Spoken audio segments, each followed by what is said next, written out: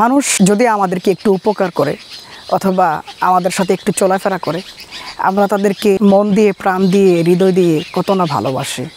কিন্তু আমাদের মায়েরা, আমাদের বাবারা সবসময় আমাদের জন্য খাটে, রাত দিন আমাদের জন্য পরিশ্রম করে, সাধনা করে। আমরা কিন্তু আমাদের বাবা মাকে ততটা ভালোবাসি না। যখনই বাবা মার কাছে আসি তখন সর্বোচ্চ একটু জিজ্ঞেস করি, কেমন আছো, খাবার খেয়েছো কিনা, দুই একটা কথা বলে আমরা চুপচাপ হয়ে যাই। কিন্তু যখন আমরা বন্ধু মহলে যাই তখন ঘন্টার পর ঘন্টা আমরা বন্ধুবান্ধবদের সাথে গল্পগুজবে লিপ্ত থাকি, আড্ডা দিতে থাকি। তো দেখেন, বাবা মা হচ্ছে আমাদের সবচেয়ে বেশি আপন, অথচ আমরা বাবা মাকে সময় দেয় না।